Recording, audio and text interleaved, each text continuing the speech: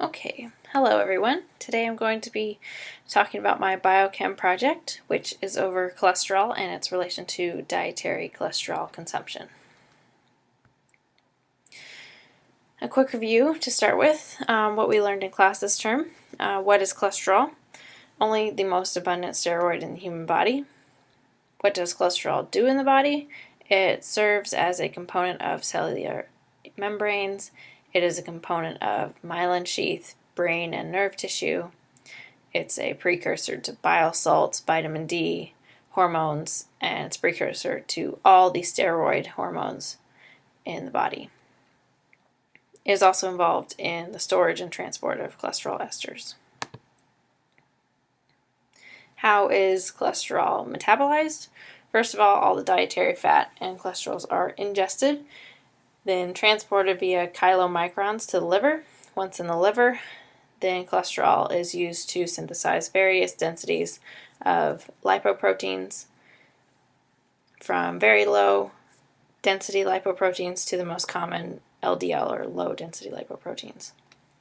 Cholesterol is also used to recycle bile acids and transport cholesterol to other target tissues throughout the body. So the important thing to note here is that we should specify LDL-P from LDL-C. LDL-P is low density lipoprotein particles and is a major carrier of cholesterol in the blood. But it also carries triglycerides, fat-soluble vitamins, and antioxidants. These are carriers of low density lipoprotein cholesterol molecules that are actually located within the LDL particle. This is an important distinction because both these numbers are important markers for measuring your chances of developing heart disease. HDL, or high density lipoprotein, is most commonly known as good cholesterol, is basically our cleanup crew. So it picks up the cholesterol that has been released into the plasma from dying cells. It binds the cholesterol and transports it back to the liver to be used as for steroid hormone synthesis. HDL-C represents the actual cholesterol content within the carrying lipoprotein. So what does this stuff mean? Why is this distinction between particle and cholesterol content important? Because although LDL cholesterol is usually high if you have a high LDL particle count, it is possible to have a low LDL cholesterol and a high LDL particle, and vice versa. A low LDL cholesterol and high LDL particle could be caused by LDL particles carrying other or an increased amount of molecules besides cholesterol. This is important because if you have your cholesterol content measured, your LDL-C, and it's low, and not your LDL-P content measured, which is high, you may be unaware that you have an increased risk of developing heart disease. The opposite can also occur and is just as dangerous. If the doctor only measures your LDL cholesterol count and it turns out to be high, but your LDL particle count is not measured and it's turned out to be low, this may result in the unnecessary prescription of medication such as statins or other cholesterol-lowering drugs, which do not come without some serious side effects.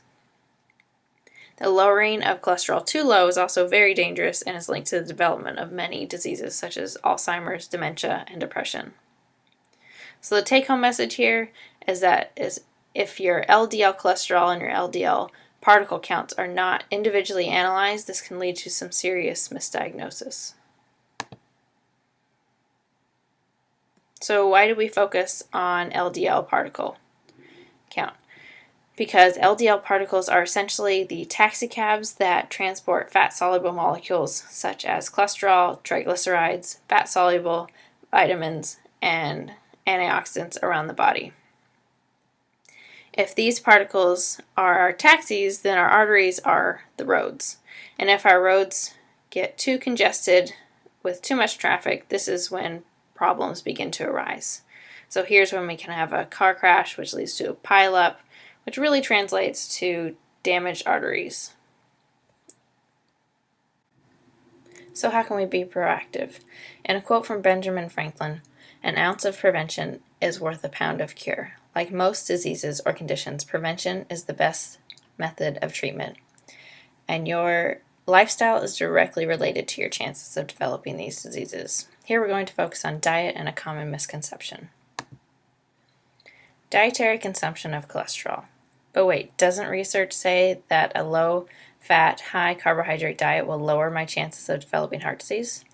Not anymore. In the Journal of American College of Cardiology, Dr. Lee Weinberg said, "The low-fat, high-carbohydrate diet may well have played an unintended role in the current epidemics of obesity, lipid abnormalities, type 2 diabetes, and metabolic syndromes. This diet can no longer be defended by appeal to the authority of prestigious medical organizations." So here when we talk about the diet-heart hypothesis, this is referring to the research that was conducted more than 50 years ago that suggested a low-fat, high-carbohydrate diet would lower your chances of developing heart disease. Recent research does not support this claim. So what does recent research say?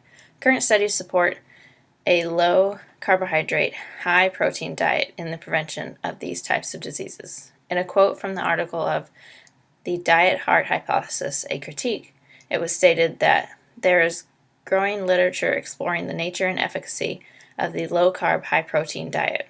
Westman et al. Found that the low-carbohydrate, high-protein diet led to sustained weight loss during a 6-month trial. Serum cholesterol was decreased by 11 milligrams per deciliter, LDL by 10 milligrams per deciliter, and triglycerides by 56 milligrams, while HDL increased 8 milligrams. And no adverse effects were seen. The key aspect to this low-carb, high-protein diet is that this diet shows dramatic reduction in systemic inflammation, which is directly correlated to many diseases, including heart disease.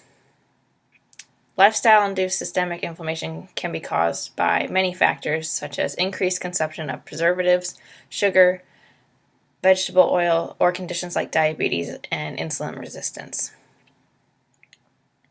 Systemic inflammation causes the thin layer of the arteries, the epithelium, to become irritated or injured. The LDL particles then get caught in the inflamed arterial epithelium, and this is when we have our taxis crash. The body responds with lymphocytes attacking the intruders, and a vicious cycle is started, and a blockage begins to build and build. This cycle continues until a cardiac event occurs, such as a heart attack or stroke. So why doesn't eating more fat increase your blood cholesterol levels? Well, your body produces all the necessary cholesterol you need in your liver. Approximately 25% of the cholesterol in our bodies is from our diet. The other 75% is synthesized by the liver. Cholesterol is highly regulated by receptors on the surface of liver cells, so when you ingest more cholesterol, the body produces less in order to keep the balance. So let's talk about food. What should we be eating? Research suggests that a diet rich in nutrient-dense foods such as fruits, vegetables, along with high-quality sources of meat, preferably organic, grass-fed, antibiotic-free, and hormone-free meats, is the best for disease prevention. This means less processed food, sugar, alcohol, low-fat products, and vegetable oils. Things like low-fat dairy and even fat-free peanut butter should be avoided when possible because these have undergone a process to remove the naturally occurring fats within them. Put simply, eat as close to nature as possible. So the take-home message here is ditch the candy bar and enjoy some good old bacon and eggs, and of course get your veggies. And this will reduce your overall systemic inflammation, allowing your body to function more efficiently.